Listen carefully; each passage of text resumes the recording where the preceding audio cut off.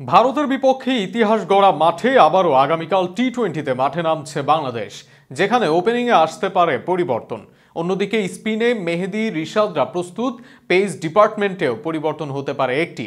ভারতের বিপক্ষে দ্বিতীয় টি-20 ম্যাচে কেমন হতে যাচ্ছে একাদশ, তা নিয়ে বিস্তারিত থাকছে প্রতিবেদনে।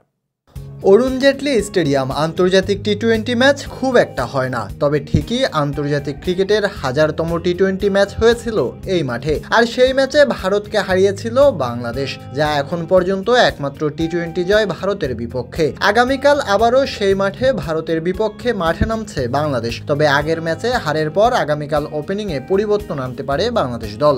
শহর থেকে শহরে সারা বাংলাদেশ জুড়ে ভ্রমণ করুন গাড়িবুকের সাথে। আজই ডাউনলোড করুন গাড়িবুক অ্যাপ।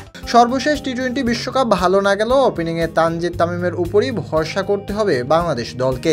এই বাহাতির সাথে ওপেনিং করবেন লিটন দাস। তবে 3 ওপেনার খেলালে এই জায়গায় ইমন জায়গা করে নিতে পারেন 3 নম্বরে শান্তর আগের পজিশনে। সেক্ষেত্রে নাজমুল শান্ত খেলবেন 4 নম্বরে, আর 5 নম্বরে খেলতে পারেন তাওহিদ হৃদয়। এই মুহূর্তে টি-20 ক্রিকেটে বাংলাদেশের সেরা ব্যাটার হৃদয়, তবে গত ম্যাচে ব্যাটে বলে করতে পারেননি ভালোভাবে। যেহেতু সাকিব আল হাসান নেই, তাই 6 নম্বরে উঠে আসতে পারেন অভিজ্ঞ মাহমুদুল্লাহ রিয়াদ। এটি যে মাহমুদুল্লাহ রিয়াদের শেষ আন্তর্জাতিক সিরিজ। সেক্ষেত্রে 7 নম্বরে খেলবেন মেহেদী হাসান মিরাজ। 8 নম্বরের পজিশনটা অবশ্য নিজের দখলে নিয়েছেন লেগ স্পিনার রিশাদ হোসাইন। একাদশে 3 ওপেনার হলে কাল বাদ পড়তে পারেন জাকের আলী অনিক, কেননা এক ম্যাচ খেলিয়েই ইমনকে বাদ দেওয়া অযৌক্তিক হবে।